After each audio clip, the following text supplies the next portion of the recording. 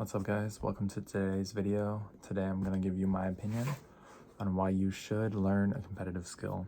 I just quickly wrote down a couple things I think about it, so I didn't think too deeply about it, but maybe you'll find it interesting. Maybe it'll encourage you to try something competitive if you've never done it before.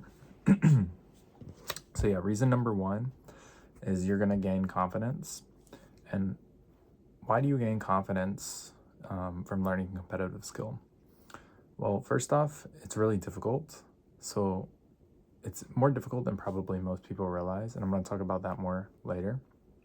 But if you're able to, rise above other people, like at first you suck, and you see your own progress as you fight your way through other people and through the different elos up until like a pretty decent elo. And when I say learn a competitive skill, I mean get to it like a decent rank or whatever in whatever competitive thing you want to do, whether it's chess, video game, a sport, whatever it is. You gain a lot of confidence when you realize, oh, I had the ability to outlast the other people. I had the ability to think more deeply about what I needed to do, and I was able to rise up. And this is like proof, right? Literally, when you learn a competitive skill, it is literal proof based on your elo that you are in essence better than them. Okay, not as a person, just in that particular skill. But if you can actually accomplish that, right, that's going to be a big boost to your confidence in general, because I can do that again if I need to in whatever scenario I'm in, right? Especially if whatever, I'll just move on to the next one. Anyways, reason number two is that you're going to gain humility by doing this, because you're just going to realize how even something that seems relatively simple, like for example the game of chess, okay, 64 squares, several different pieces, but everything, simple rules, relatively simple rules. Each piece moves this way. There's a couple extra rules, like en passant and things like that, but it seems relatively simple.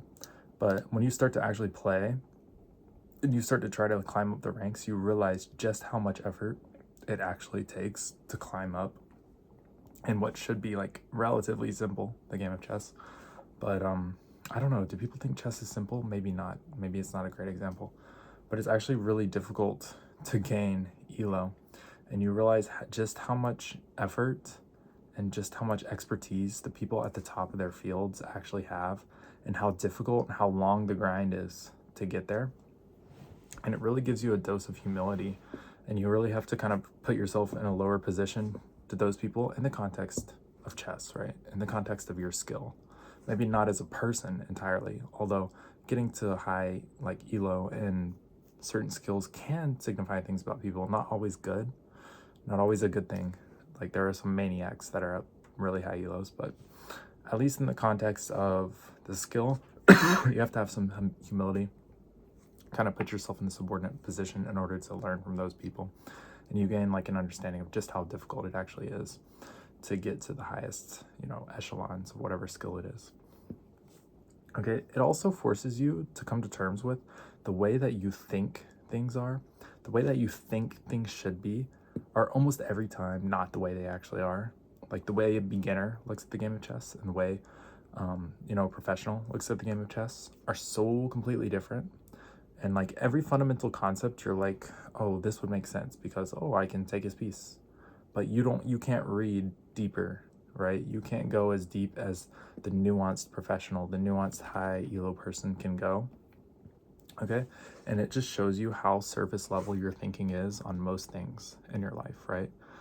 When you realize like just how deep something simple like the game of chess goes, and just how complicated something like life in general is. It doesn't always have to be complicated, right? But it kind of makes you think like, oh, actually maybe my thinking was always on a very surface level, and maybe I should really have a little more humility and not assume that I'm always correct at whatever I'm talking about or whatever it is I'm doing, which I think is one of the problems in the world today with a lot of people. Sorry. Next up, another reason you should do it is because it's really fun. Like it's a great hobby because every day you can wake up with something to grind towards, right?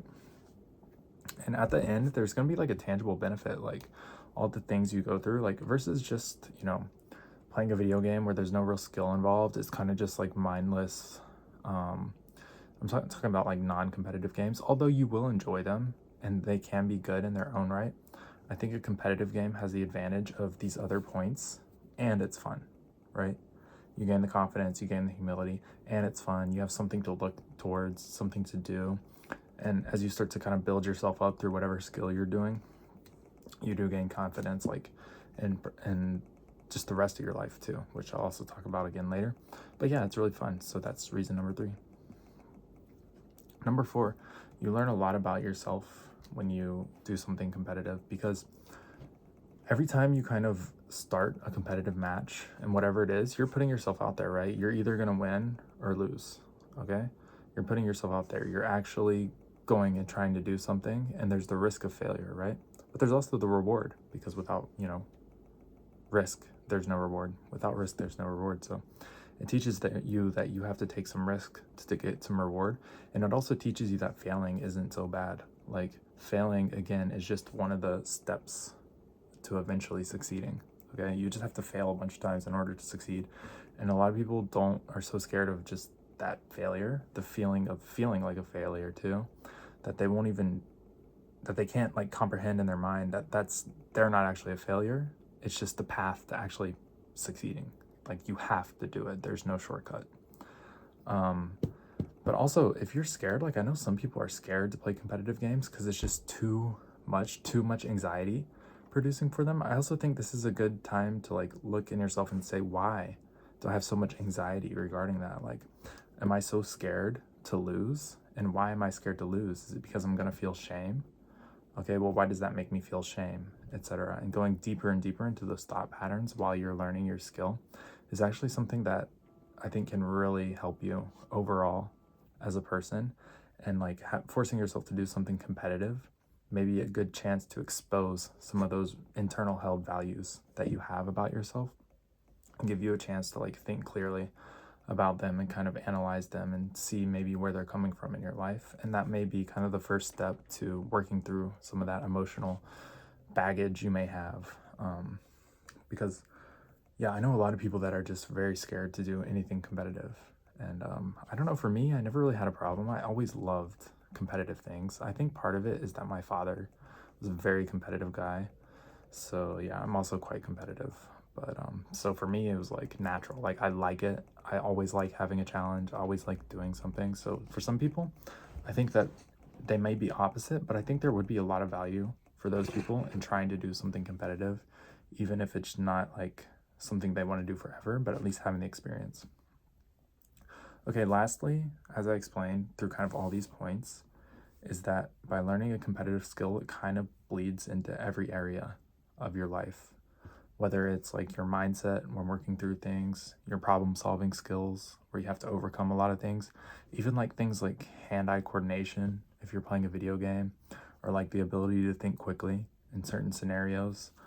I just think there's a lot of ways that doing something competitive can bleed into other areas as well. If you're doing like a sport or doing jujitsu or something like that, you're literally becoming more healthy.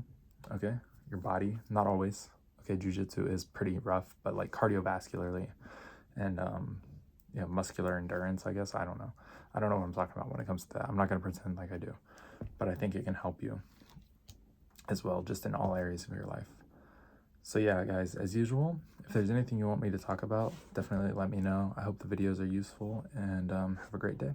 See you again in the next one.